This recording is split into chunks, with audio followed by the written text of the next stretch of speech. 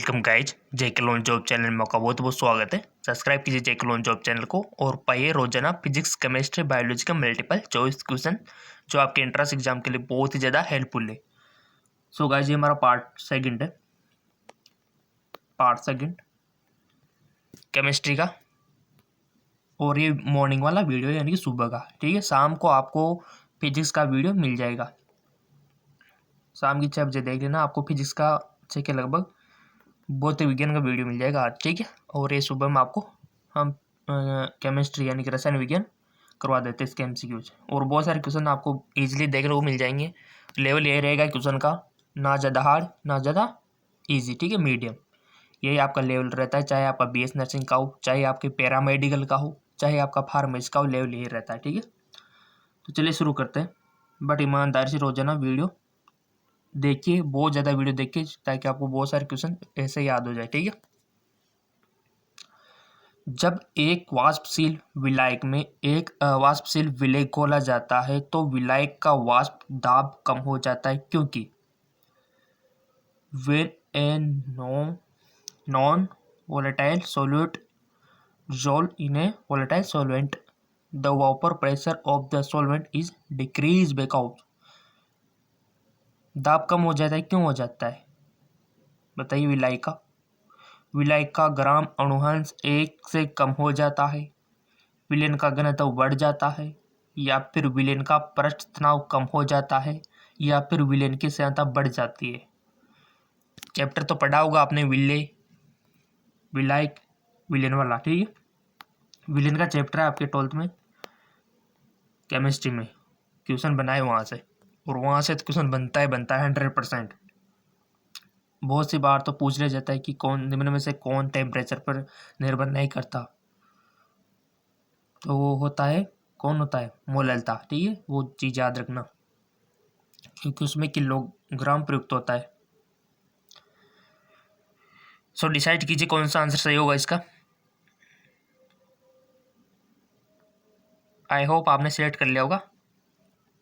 इसका right option हो जाएगा आपका, विलायक का ग्राम अणुअंश 1 से कम हो जाता है। विलायक का ग्राम अणुअंश 1 से कम हो जाता है। ठीक है, जी हाँ बिल्कुल, विलायक का ग्राम अणुअंश 1 से कम हो जाता है। चलो आगे।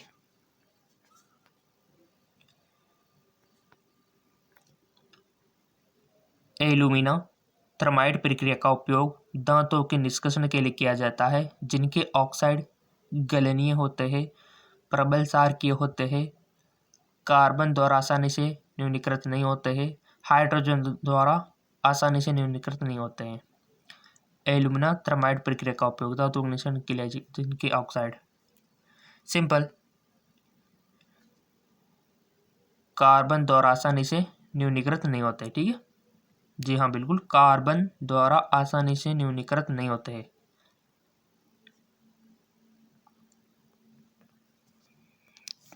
नेक्स्ट क्वेश्चन सारे इंपॉर्टेंट है गाइस, लाइक मिलते रहेंगे आपके तो क्वेश्चन तो हम बनाते रहेंगे आपके लिए। अभी तो एक दिन में 2-2 ही बनाते हैं, अगर 3-3 भी बनाना पड़े ना, 3-3 भी बनाएंगे हम। उस संक्रमण धातु की पहचान करें जिसकी क्रिस्टलीय अवस्था में बीसीसी चालक संरचना नहीं होती है। उस संक्रमण धातु की पहचान करें जिसकी क्रिस्टलीय अवस्था में बीसीसी चालक संरचना नहीं होती है। बीसीसी चालक संरचना टॉस अवस्था से पूछा गया क्वेश्चन, यानी कि सॉलिड स्टेट चैप्टर से आया क्वेश्चन।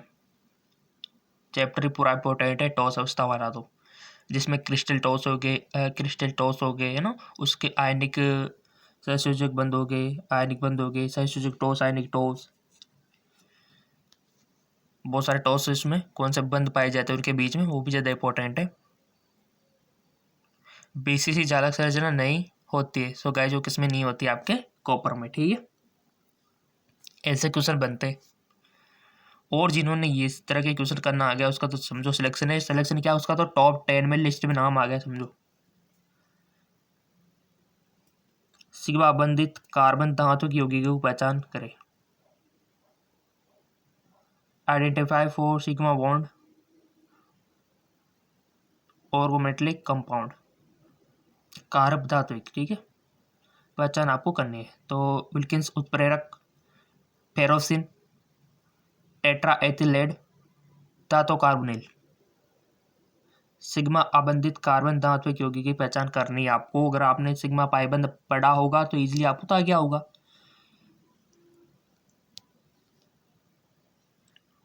सो सिंपल गाइस, जिसका राइट ऑप्शन हो जाएगा आपका टेट्राएथिलेड। टेट्राएथिलेड ऑप्शन सी, यानी कि 3 वाला ऑप्शन सी आपके एबीसी दिया जाएगा वहां पे। समस्थानिकी अर्धआयु क्या है जिसका 3/4 विघटन समय 2 घंटे है? अर्धआयु यानी कि हाफ लाइफ से तो क्वेश्चन आएगा ही आएगा। What is the half life of the isotope वो 3/4 डिस्टिग्नेशन टाइम इज 2 आवर्स। यहाँ से हाफ लाइफ से तो क्वेश्चन आता है 100%। और हाफ लाइफ के फॉर्मूले हमने आपको बता भी रखा है, ऐसी बात थोड़ी ना है कि नहीं बता रखे।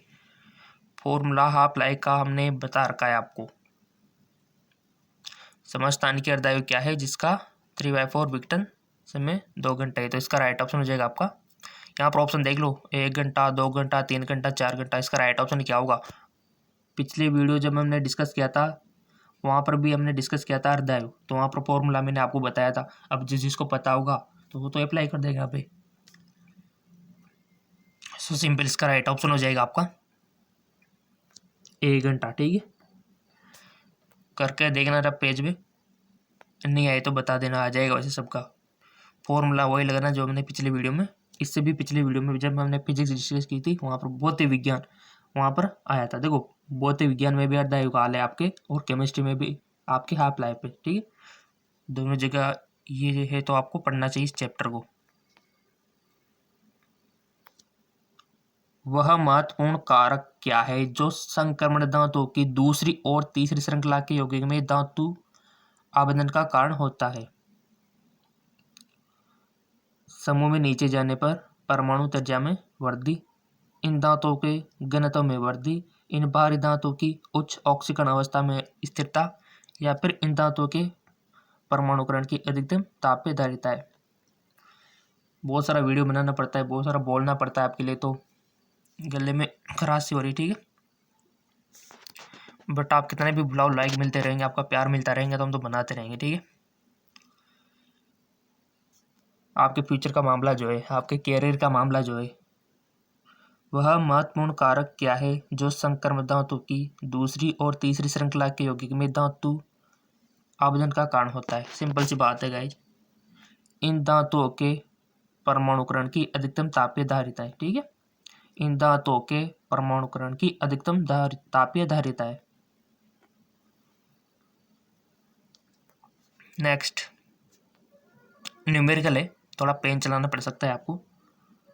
लिथियम ट्यूफलर आयन की प्रथम स्थिर अवस्था की ऊर्जा क्या है यदि के का मान यहाँ पर दिया हुआ है? बताइए, कीजिए इसको थोड़ा सा रफ पेज में। और आपको स्थिर ऑक्सीकरण क्या है? ठीक है, सिंपल, इसका राइट ऑप्शन हो जाएगा आपका ऑप्शन थर्ड। ठीक है, देख लेना, मैच करवा लेना। चलो आगे, क्रमशः द्विविमीय में वर्ग निविड़ संकुलन और षटकोणीय निविड़ संकुलन में कितने प्रतिशत स्थान ग्रहित होता है? क्वेश्चन बन गया। द्विविमीय में वर्ग निविड़ संकुलन और षटकोणीय निविड़ संकुलन में, कोई बात नहीं, बहुत अच्छा क्वेश्चन है, ठोस अवस्था से लिया गया है, सॉलिड स्टेट चैप्टर से, केमिस्ट्री। 52.4% या फिर 60.4% या फिर 60.4% या फिर 52.4%, प्रत्येक स्थिति में 74, 68 और या फिर 42%।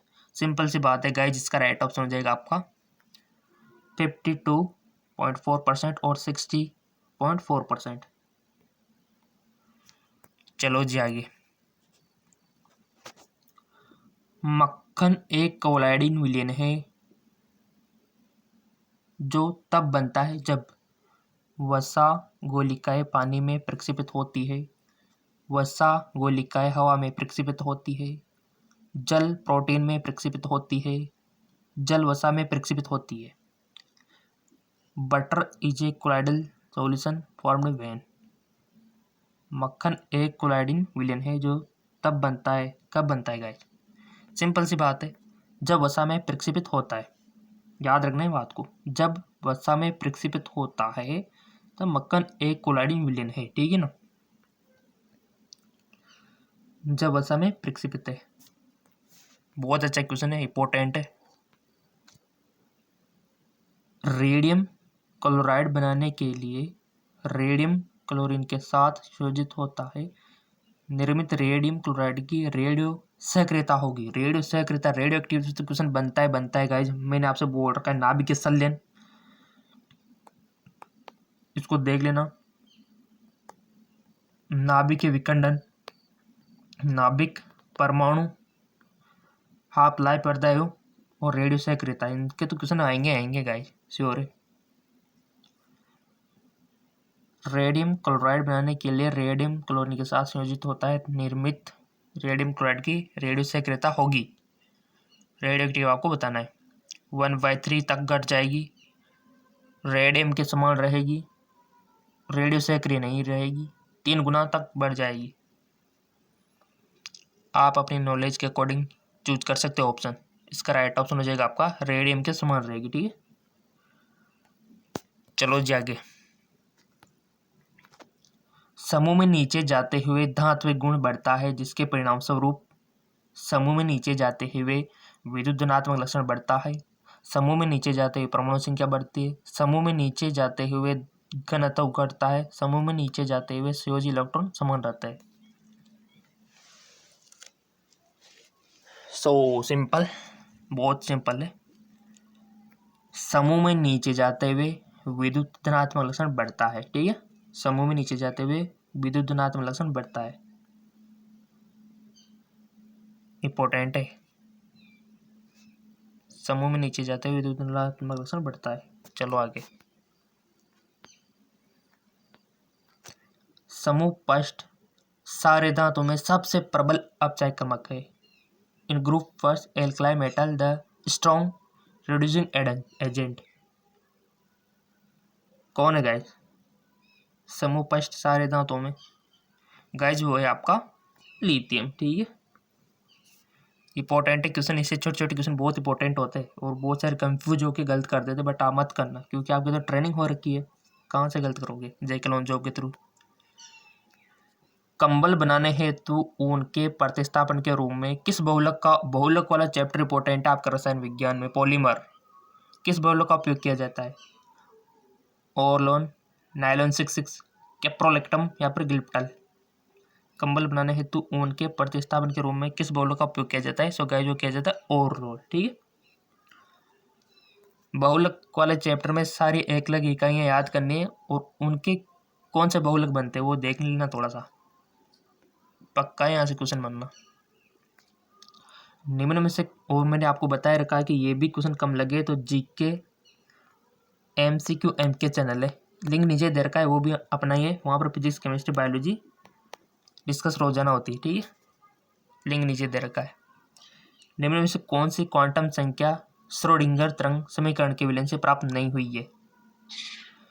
एतिमतन क्वांटम संख्या, चक्रण क्वांटम संख्या, मुख्य क्वांटम संख्या या फिर चुंबकीय क्वांटम संख्या? सिंपल सी बात है, चक्रण क्वांटम संख्या। क्वांटम संख्या से क्वेश्चन बनता है गाइस। नेक्स्ट, और कोई भी दिक्कत हो तो फेसबुक इंस्टाग्राम पे आप बता सकते हो। फेसबुक इंस्टाग्राम पे आप हमसे बातचीत कर सकते हो। फेसबुक इंस्टाग्राम का लिंक आपके लिए नीचे डिस्क्रिप्शन में दे रखा है। निम्न में से किस एक अणु में अंत अणुक हाइड्रोजन आबंध होता है? Which of the following molecule has intramolecular hydrogen bond?